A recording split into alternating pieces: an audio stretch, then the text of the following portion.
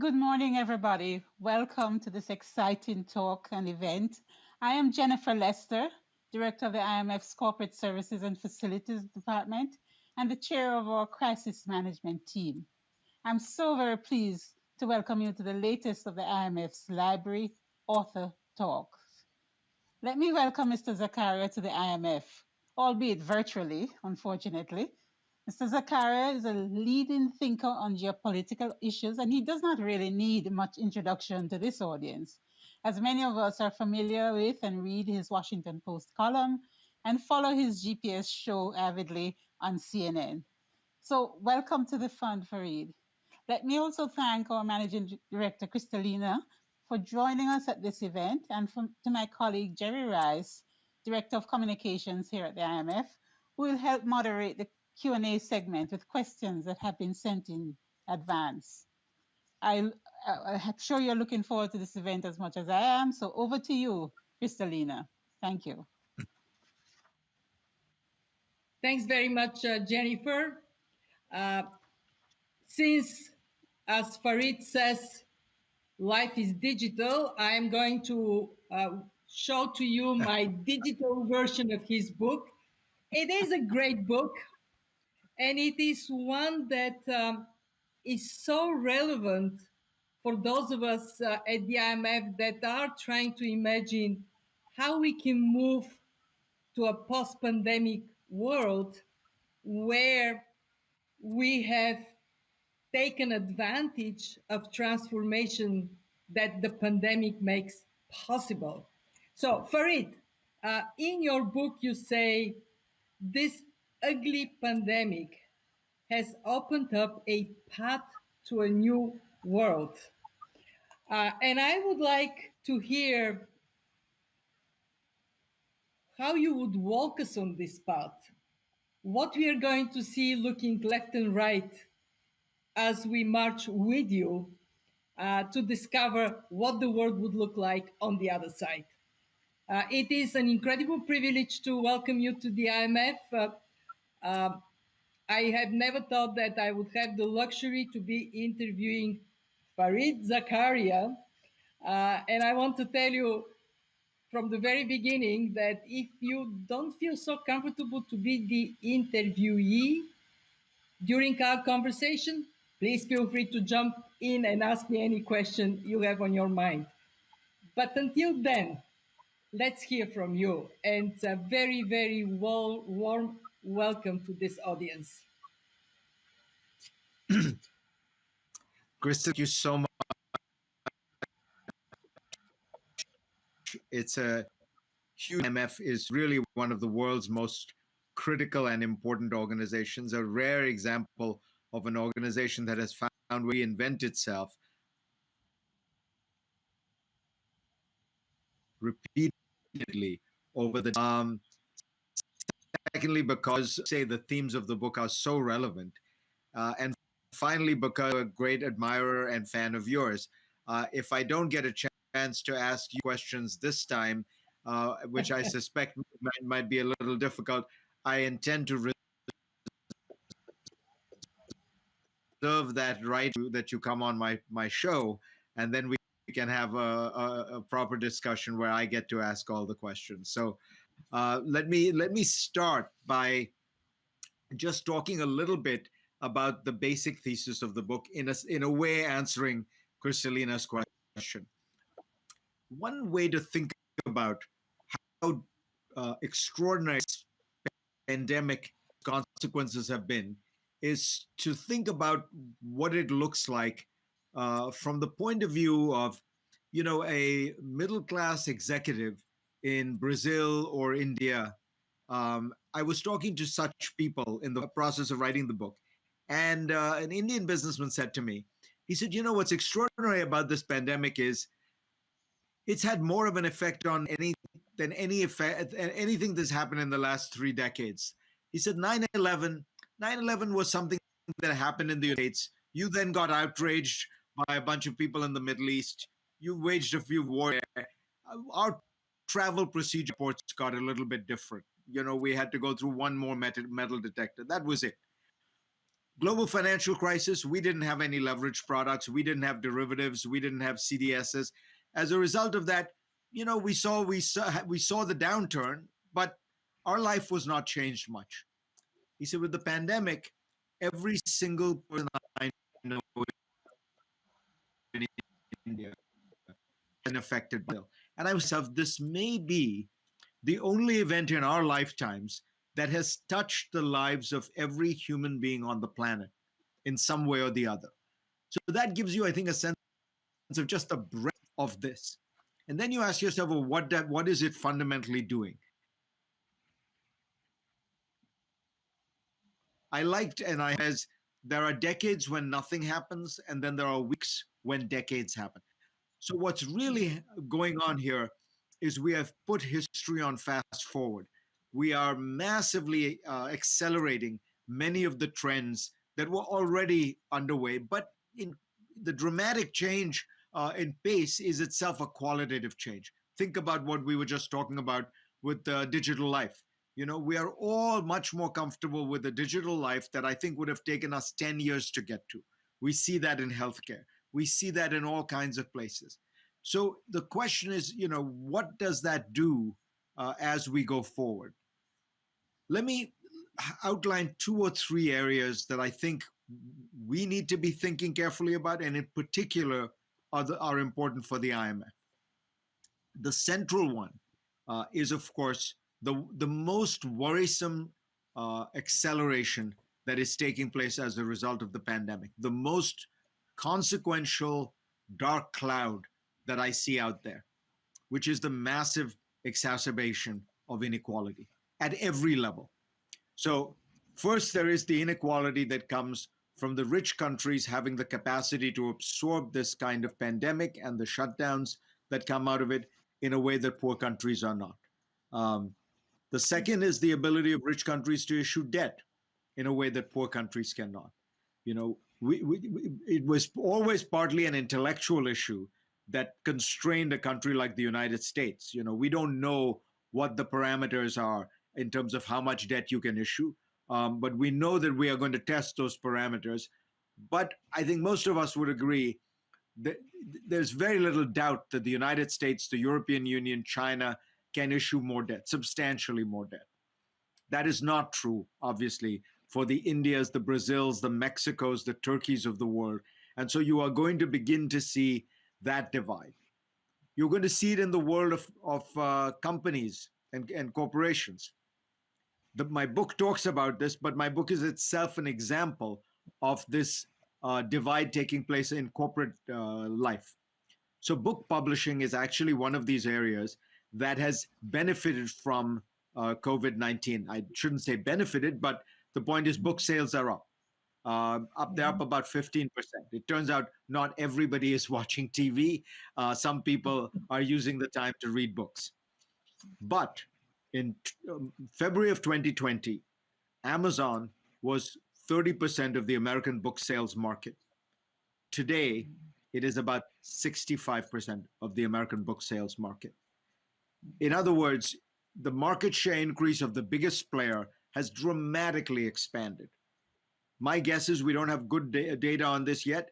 The same is going to be true of Walmart, of Home Depot, of Duane Reade, of all. In other words, if you are a large brand that is active on the digital in the digital space, if you have deep lines of credit, diversified businesses, the ability to sustain these kind of downturns, strong brand recognition, you are going to do well.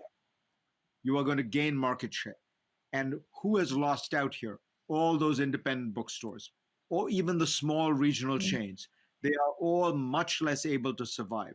I see this in New York City. Even the restaurants, about a third of restaurants have already collapsed. Another third are likely to shut down. Who are surviving?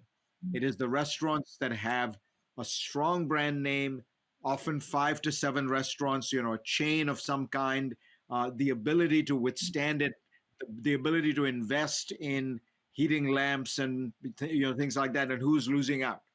The smallest of them. And then finally, of course, at a personal level, we are all functioning reasonably well in this pandemic. You're all doing your jobs. I'm able to do mine. This is a little awkward. It would have been more fun to do this in person. And I do believe we lose something. But functionally, we are able to continue to do our jobs and generate income. If you work in a restaurant, a hotel, a retail mall, a cruise ship, a theme park, this is the Great Depression, right? I think that the and I think it's very difficult. People have not completely realized that, partly because in America, the CARES Act actually had I mean, it's a lot of money when you think about it, 2.2 trillion dollars. It has cushioned the blow for a long time. The money is running out, but the reality is that there is this dramatic decline in unemployment for the lowest wage people. So that is the inequality that worries me the most, probably. Mhm. And this is happening simultaneously. I don't have to tell you. I cannot imagine that you have ever seen in your history a simultaneous request, requirement, plea, demand for capital, for cash, than in this moment. This is the most synchronized global recession we have ever seen in the history of the world. And so all of that strikes me as the sort of central challenge we face. Now, let me talk about, because Christina wanted me to talk about the central opportunity. The central opportunity here is that this has been highly disruptive in all the ways I described, at a personal level, at a corporate level, at a national level. And so we are beginning to question all the old ways of doing business. And we have to do that because the way we are living is not sustainable. One of the things we need to really understand is the way we have been undertaking development has been, it's not so much that it's fundamentally wrong, it's that it has been a development with blinkers on. What I mean by that, it is development that has found a very powerful way to to move countries forward, to raise standards of living, to add to GDP growth, which is to use markets, to use trade, to use technology. This is all very important, but we have to recognize that there are negative externalities. And these negative externalities are now beginning to play a large enough role that if we do not take them into account, I think we are going to find ourselves on a very dangerous path. The amount of CO2 we are putting into the atmosphere, if you think about it, we are using the thin crust of the planet's atmosphere as a kind of open sewer, and pumping greenhouse gases into it. And we are seeing the results of that, right? The way we are allowing human development, uh, allowing people in the United States, for example, subsidizing people to live at the edges of forests, which are triggering the initial sparks, which then cause forest fires. The droughts, the heat waves, the desertification that are all a consequence of climate change. Uh, if you look at the United States this year, 5 million acres of land have burned. That is the entire state of Massachusetts in flames. And it is not going to just be this year. The last 5 years have seen the largest forest fires every year uh, that the United States has ever witnessed. In Australia, there's 14 million hectares of land that have gone up in flames. If you think about the next pandemic, it is almost certainly going to come out of this reckless human development, which crowds out the natural habitats of animals like bats, or the factory farming, which allows thousands and thousands of cattle or chicken to be herded together in incredibly unsanitary conditions, where you are selecting for certain genetic types, like with chickens' large breasts, which means there is no genetic firewall. And the virus just hops from chicken to chicken to chicken until it gets to the 100,000 chicken, where it is now a very powerful virus. And all that is left is the next step, where it moves from a chicken to a human being. All these forces are sort of gathering storm, and the Pope has called it nature's revenge. I don't know if I would, I would describe it in quite that way, but there's no question we are paying a price for a kind of development that has paid very little attention to resilience, to shock absorbers, to the kind of things that will in some way mitigate these many risks that we face. So the opportunity, I think, is that we will find a better balance in terms of the absolute need and the necessity for development. I grew up in India. Kristalina grew up in a communist country. We know the importance of markets in generating growth.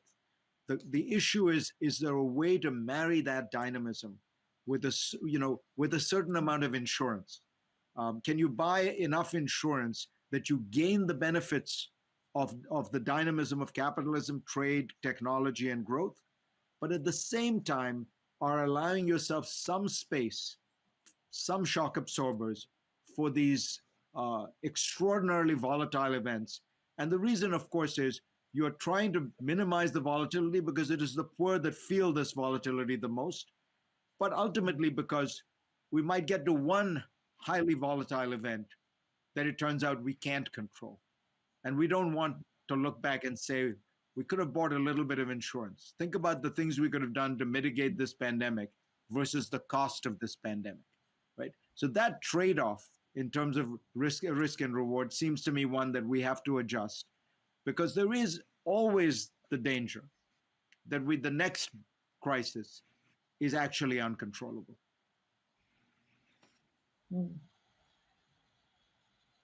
It is fascinating and so much to talk about, Farid. Uh, let me start from something that you said, and it resonates strongly with me and with my colleagues at the IMF, and many that are not part of our team, but are just looking at the likely consequences of this pandemic. And it is the question of inequalities. In your book, you write about it, and it is so very clear that we face a significant risk that we will write yet another tale of two cities as a result of this pandemic. And this time we would write it both within countries and across countries.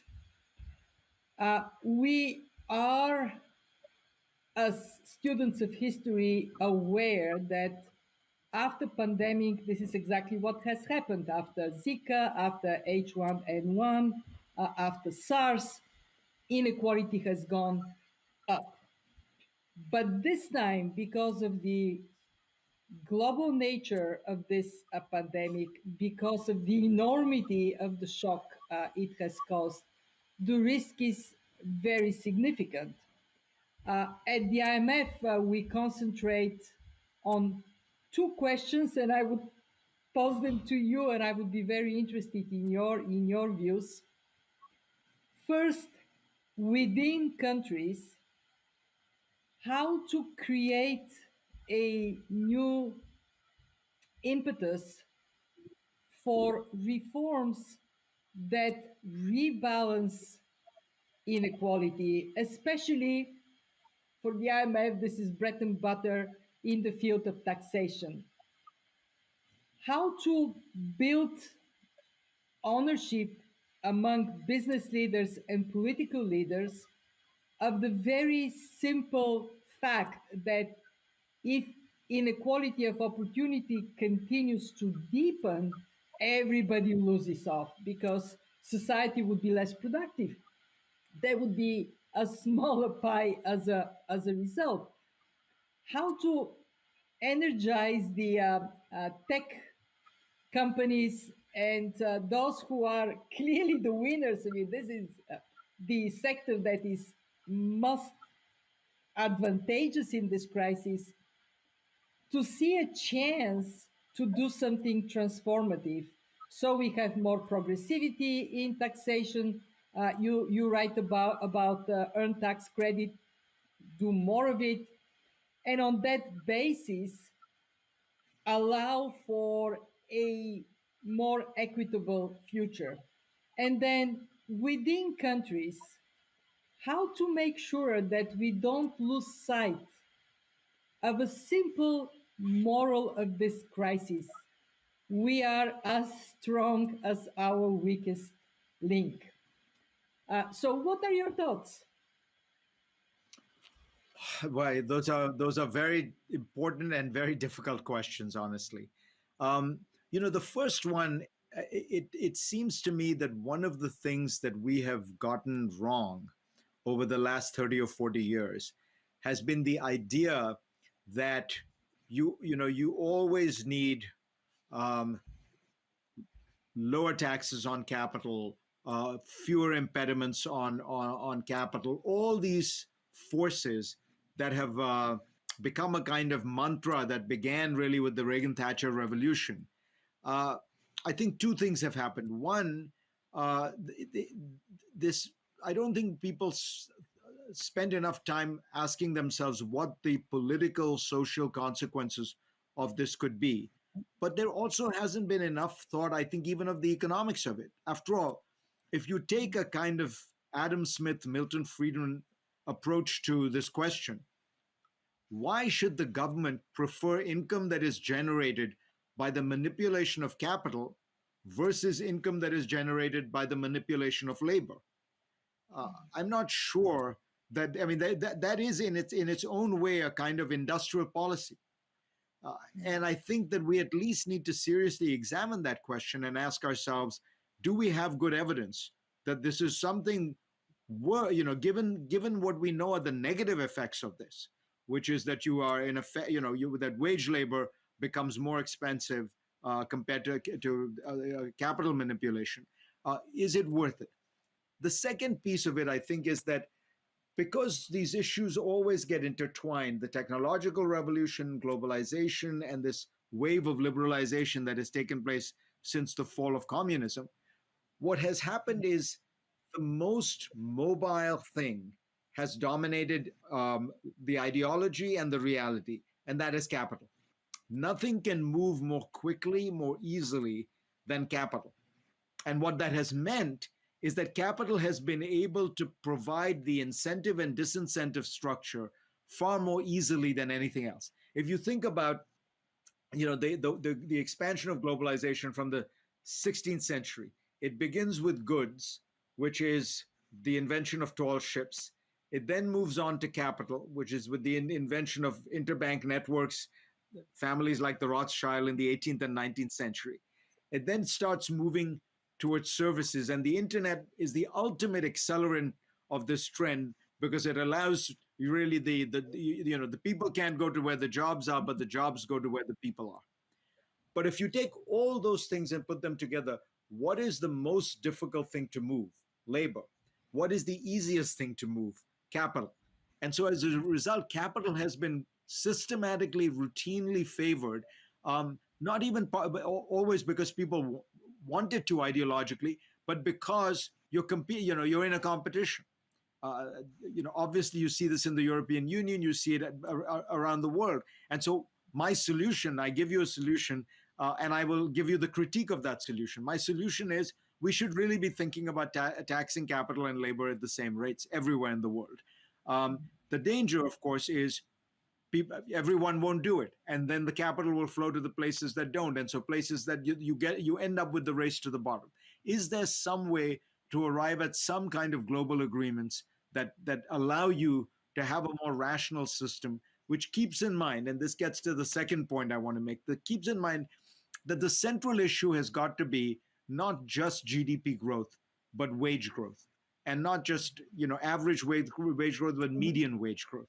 And if you can't, we have to recognize that GDP is it's a very specific measure that comes out of basically the second industrial revolution in largely closed societies. This is a 1920s, 1930s measure that we have reified to an extent that it dominates our way of thinking about economics and about national economics when it really shouldn't. If I'm not sure that median wage growth is the absolute alternative, but there's no question in my mind that it should have an equal place as GDP growth in thinking about whether or not policies we are putting into place are working or are not working.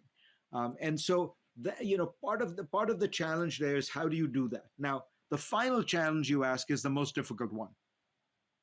There is no question that there's one piece of this that is very powerfully structural.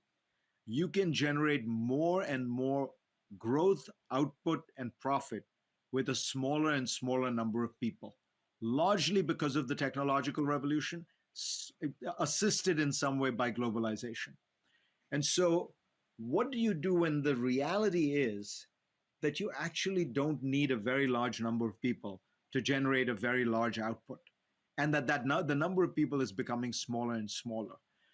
I think we have to recognize we are living in political systems. Our economy has to be a political economy.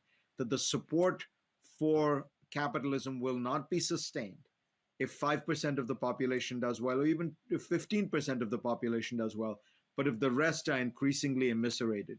And so I think we Mhm. have to, you put it exactly right, Christina. I think it's not just a question of legislating minimum wages and things like that. We have to find a way to bring this technological revolution to bear on the lowest wage people, to raise productivity, to raise skills, to raise wages, to allow them to do more with it. And I've been, and I'm just thinking aloud here, but I've been thinking that there needs to be a massive government investment program, a science and technology investment program that asks, how do you, what take a look at all those jobs. They all involve brawn power rather than brain power, right? But what could you do with technology that would make those jobs much more productive, much more efficient? What are the possibilities there? And then part of it is those people also participate in the great dynamic technological revolution taking place.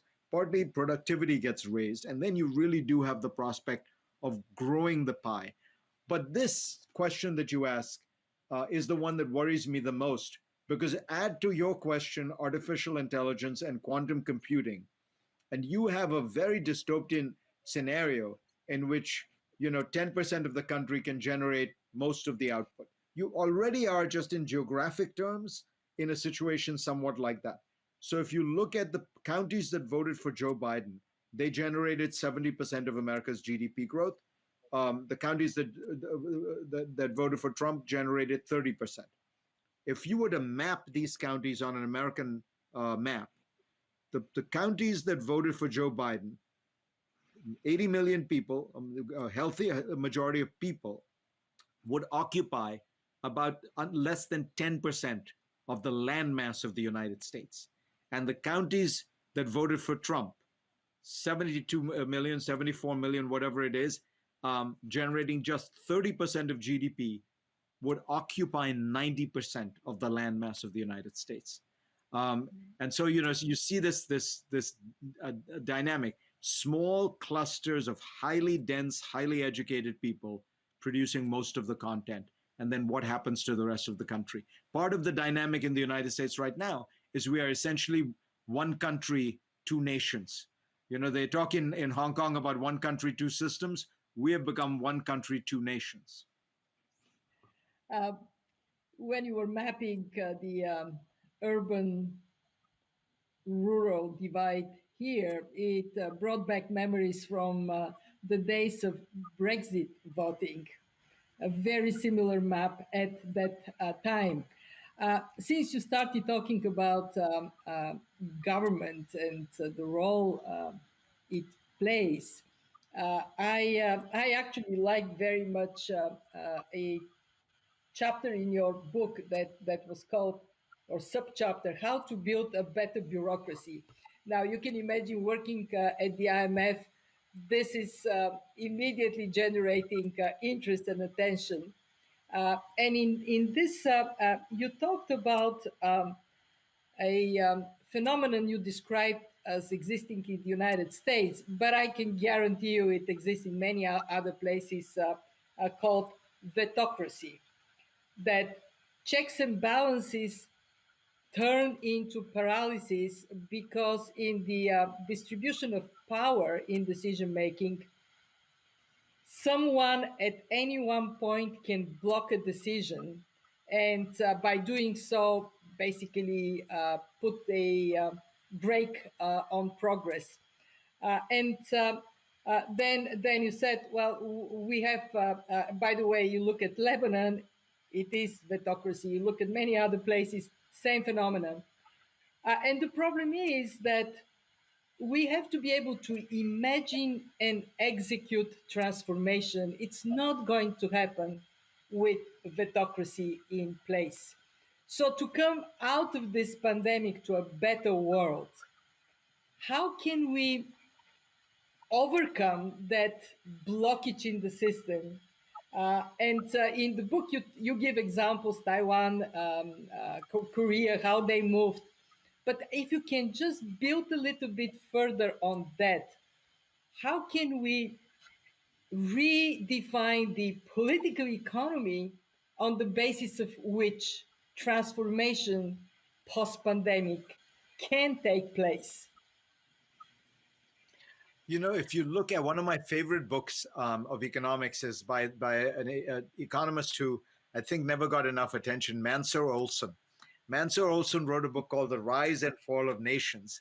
And the central puzzle he was trying to explain is 25 years after World War II, why was it that Great Britain, that won the war, was doing so much worse than Germany, West Germany, that lost the war? And part of his answer was, a central part of his answer was that Britain, because it won, never really thought about fundamental reform, fundamental institutional reform, and instead just accumulated, these interest group that each one had a veto, each one had special preferences, and that the accumulated mass of that created a highly stagnant bureaucratic system for Britain, whereas in Germany, because in a weird way, World War II and the devastation and the destruction of Germany, not just physically, but psychologically, meant they started from a clean state and asked themselves, what do we Mhm, build to make this better? So, and that you see that reality in the experience of the pandemic. Whereas you say, I point the stars of this pandemic in terms of the countries that handle it best are clearly South Korea, Singapore, Hong Kong, all of which new countries in a sense, countries that mhm, have essentially invented themselves, created themselves. They do not have huge governments. GDP, if you looked at states' percentage of GDP, they're all on the low, but they have efficient bureaucracies. And so the mhm, becomes, how do you get there? Why is it that the has had this accumulation that Olson describes for Britain in the post World War II period, and how do you get out of it? I think in general it's very hard because each year you accumulate more rather than less, right? It's there's natural progression. You are building up more what you think of as checks, balances, rules, regulations, one of which is a constraint, a veto of some kind. mhm, I think this is actually a place where the IMF can play a very important role, mhm, which is to encourage countries to think about wholesale reform of their institutions, where they ask themselves first, what is the best way to achieve the outcome we are trying to achieve? Um, mhm, you know, how do you get to that outcome? And let us try to make it as easy for this agency to achieve that. That means giving it autonomy. That means giving it some degree of budgetary flexibility, giving the people involved a greater degree of leeway and trust their judgment. You see, what has happened in the Western world by and large is we have lost the ability to trust in the judgment of bureaucrats, of people at various levels within institutions. Instead, we give them an incredibly detailed set of do's and don'ts. Some of them are legal, some of them do with, preference regarding diversity. All of them are well intentioned. All of them are values that we have and we want to uphold. But if you place somebody under so many constraints, can that really function effectively? I mean, that's one of the we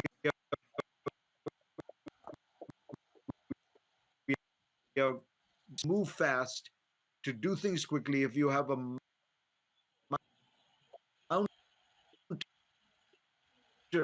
of and then the question becomes, how do you fulfill those values that you have? Um, Maybe thought is that those could be done post hoc rather than a priori.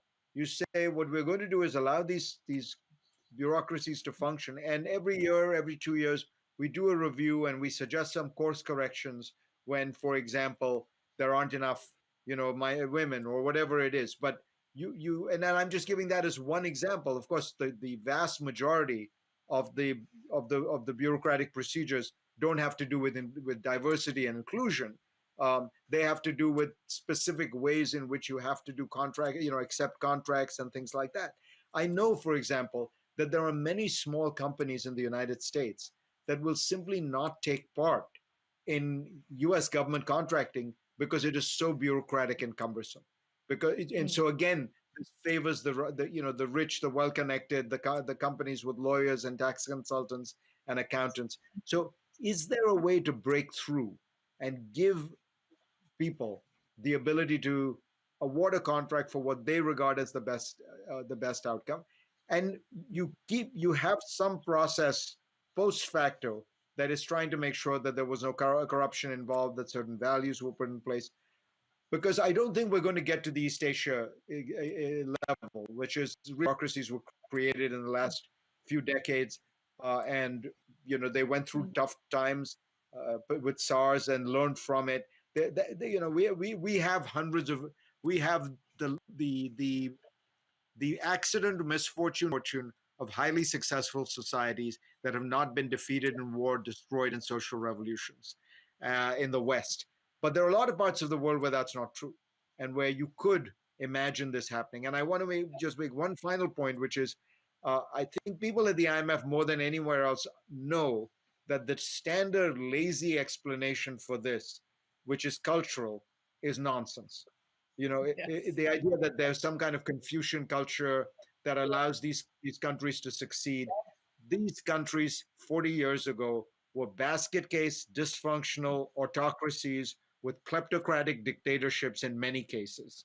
I mean, if you look at Taiwan in 1975, this is not some model of cultural preconditions that would have amounted for success. It was institutional reform.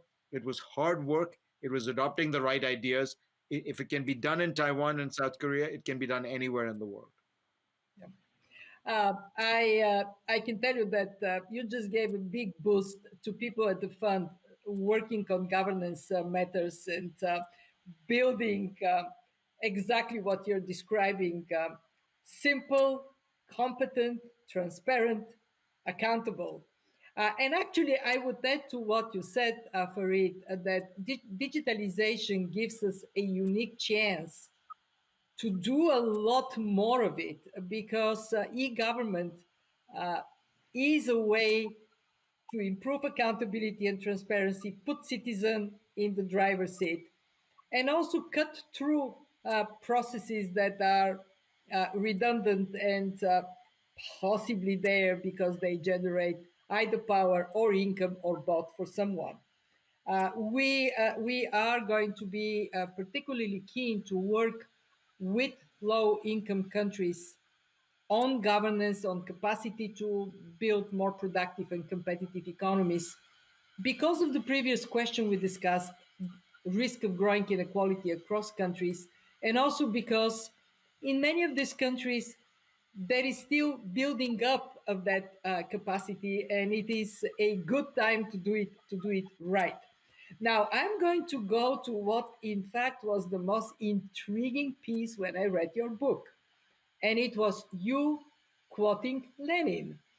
And I can tell you, it has been a long time since I read Lenin quotations. And by the way, in my lifetime, the one quote of Lenin that was very determining for our lives was a different one. It was trust is good, but control is better.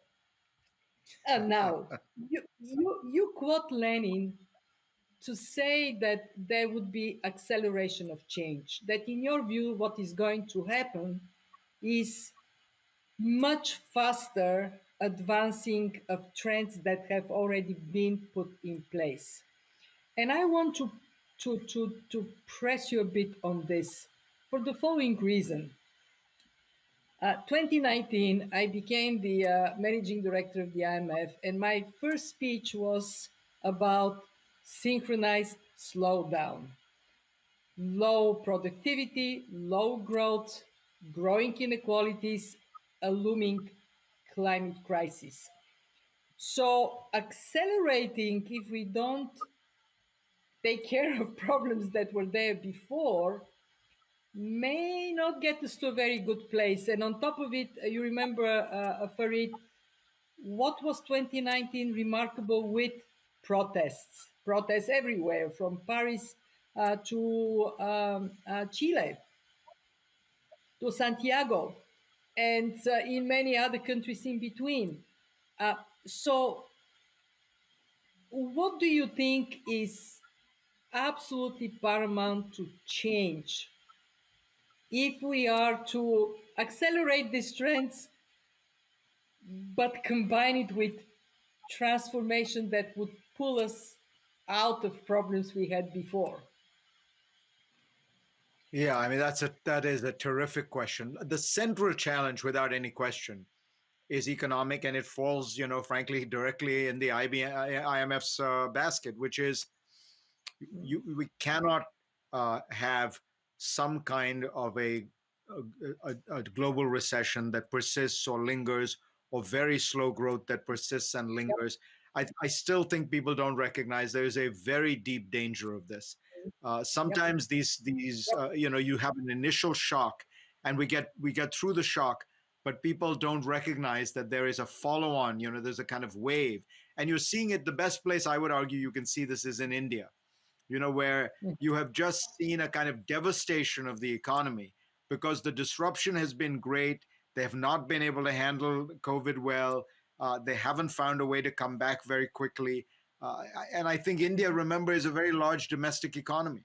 And so there are going to be other economies that are much more affected and buffeted by the dramatic decline in international trade that is inevitably going to persist even longer than the pandemic. You know, who is going to go to, I mean, if you look at a country like Thailand, which depends, I think about 20-25% of the GDP is tourism. Those countries, so there's going to be different follow-on effects that I think we have not thought through in terms of what we need to do to make sure that, this is one of those areas where if you do it right, Kristalina, you and your colleagues will avert a crisis. No one will notice it. People will not give you the credit you deserve. But the downside here is very, very great. And I think it's important to recognize that it could get very bad very fast. Then you get to the political challenge, which is going to be one that I think is equally great, but I don't think we have an easy answer to it, which is we don't exactly know where the politics is going to take us as these economic shifts take place. We can see a certain amount of anti globalization feeling, nationalism returning, but much of that is rhetoric. If you look beneath the surface, these countries are searching for growth. They need growth. They have to have growth. Yep. And so India Yep. is doing more labor market reform than it's ever done in Yep. its life. I would guarantee you that even AMLO in Mexico is going to have to find some way to break out. The Turkish government is Yep. going to probably have to find, each of these places have more pressure on them now than they've ever had. And as you know, the only time governments reform is when they feel crisis, when they feel pressure. But what will the politics of that look like?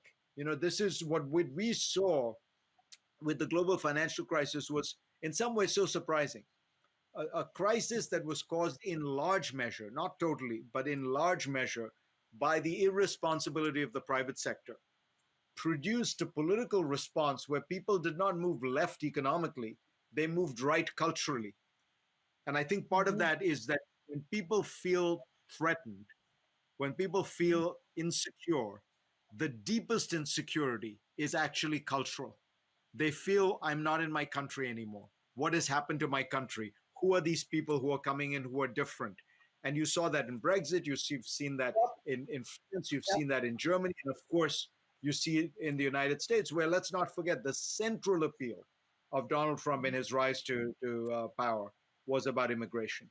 So what will, if we have a prolonged slump with a widening gap in inequality, and these two worlds, a highly successful digital world with digital workers overcompensated, and a much less successful non-digital world with brawn workers undercompensated, what will that look like? Will we return to the kind of labor versus capital struggles that characterized the early 20th century?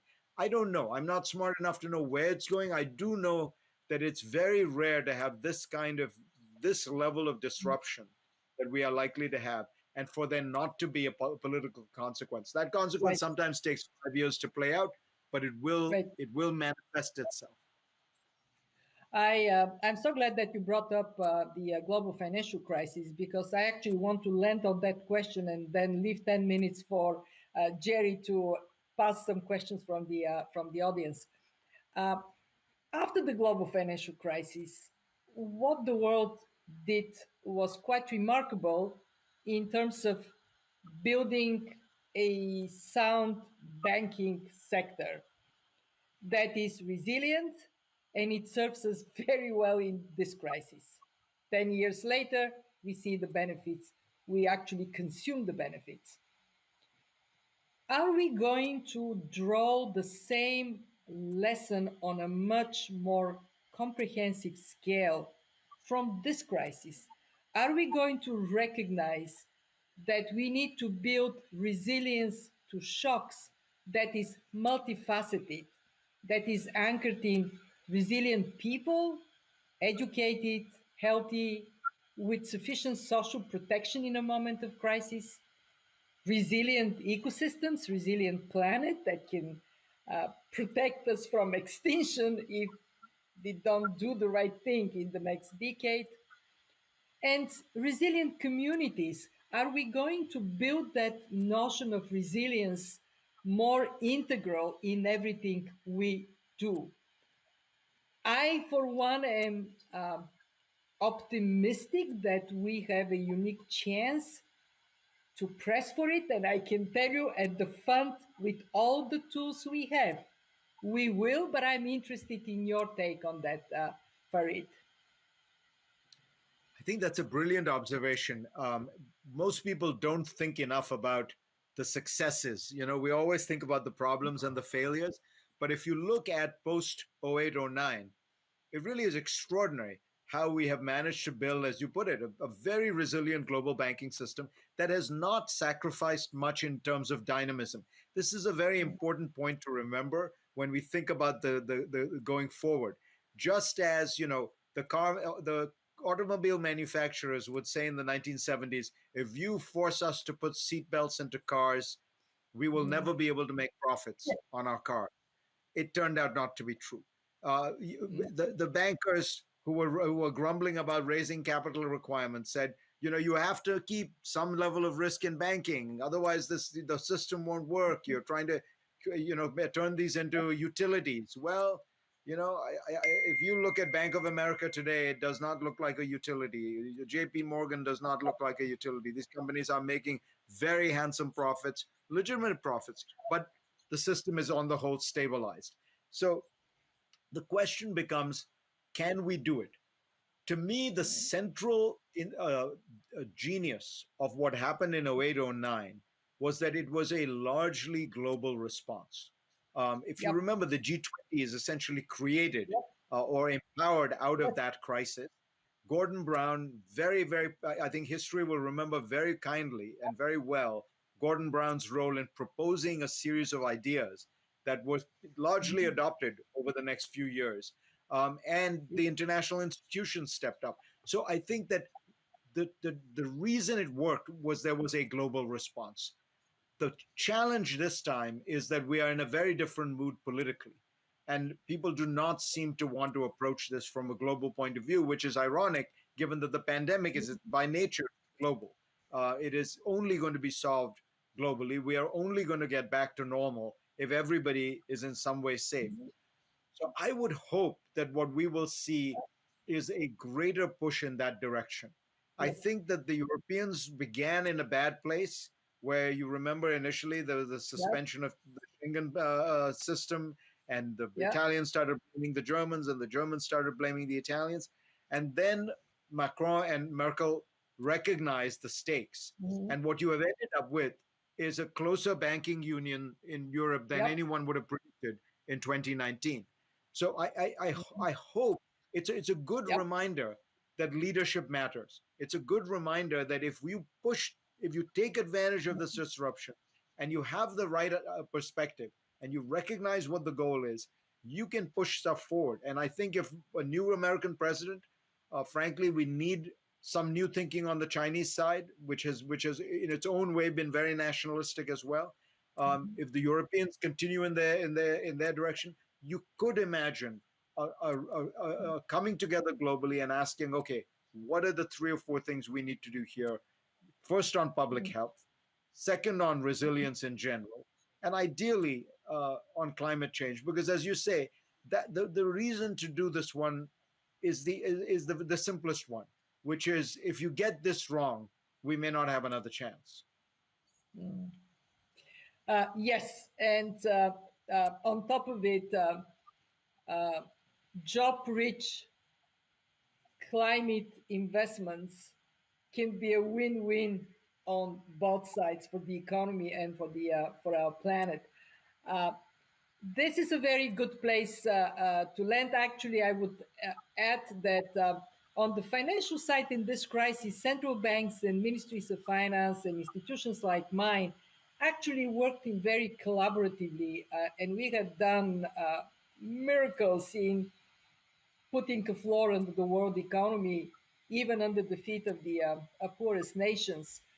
But you're right, there has to be vision for the future, and that takes leadership from the top, from the uh, countries that play such a significant role in defining the world's future. I could go on for another hour, but I promised Jerry that I would give him a chance to put to you at least a question or two from the audience. So, Farid, I'm still here with you, but I will pass the floor to Jerry. Thank you, Christina. Huge honor for me. My honor, my pleasure. Thank you very much to both. I can tell you, Mm. Jerry, your audio is not Jerry, we working. cannot hear you. uh, is this any better? Yeah, come more forward, and it's Can, better. can you hear me now? Yes. Yes. Then what I was saying was that thanks to both of you, it's been a pleasure to sit here and listen to this fascinating conversation. We don't have a bit of time left, so I'm just going to pick two very simple but perhaps deceptively simple questions from the audience. And Kristalina, don't disappear. The questions are Yep.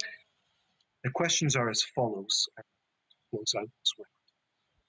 In the wake of the pandemic, or given the pandemic, what should institutions like the IMF do differently? What's the one thing that the IMF should do differently? That's a question for both of you. And a second question, what will you do differently given the pandemic? That's also a question for both of you. So one question on the IMF and one question a bit more closer to home, a bit more personal. What will you do differently? Mm. Thank you. Let, let me go first because I think it would make sense for Kristalina to answer, particularly with the IMF and to close us out. Um, Look, it seems to me the most important thing the IMF can do is to think about this issue of resilience and insurance, Mhm. because the IMF has a great deal of power in how countries reform and how they adopt market-based systems. And this is not something we have thought a lot about, frankly. And I mean it resilience in terms of shocks in terms, in particular, how it affects, how to cushion the most vulnerable.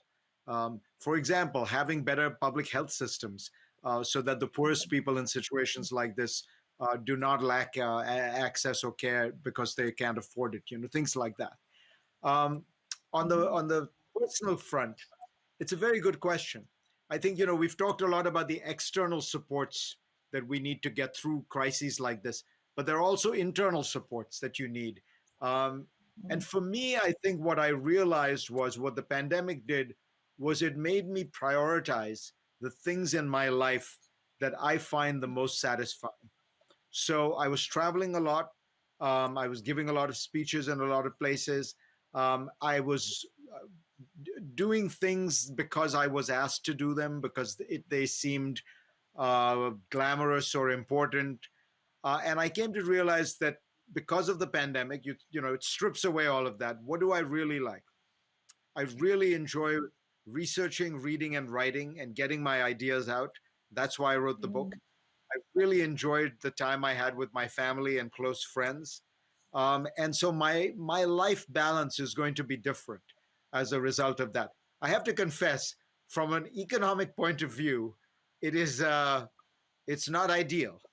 It means I will probably consume less. But in my particular case, I'm hoping it means I'll produce more in terms of interesting ideas. But it's the trade-off I will probably make. Um, a great to be assured there would be more books to discuss that you have written, Fareed. This is actually a great finale of what you're announcing today. Look, for us at the IMF, first, what is very different is how rapidly we needed to respond and provide financial lifelines to countries that without it would have seen catastrophe. They would have seen um, hospitals not working and vulnerable people without support. We have leaned forward as an institution, and I have been sending a message that I don't think you have heard the IMF to send to governments, which is spend. Keep the receipts, but spend, because the governments have to compensate at this moment for the fact that we are asking producers not to produce and consumers not to consume. And I can say proudly that the staff of the IMF in this first phase of the crisis has done an incredible job. I'm very proud of the people who work in this institution. 82 countries received financial support in record time. And I got calls in the middle of the night from leaders in Africa uh, calling me to say thank you because of that incredibly valuable support they got. But as Fareed said, our job is to think about the future. What next? So far, we have made sure that hospitals work, social protection is in place, the most vulnerable parts of the economy are protected. What next? And thinking about the future, I wholeheartedly accept that mission of building resilience to shocks in the future. And you would see the IMF stepping very forcefully on three issues that would determine what this future is going to be. Climate, make sure that our policy advice and our financing are aligned with the new climate economy. Fairness, making sure that tax systems, how we raise revenues and what we spend money for, provide for a more equitable, more inclusive societies, and equal access to the opportunities of tomorrow, specifically digitalization, making sure that we are not in a place where some do really well and others fall further behind.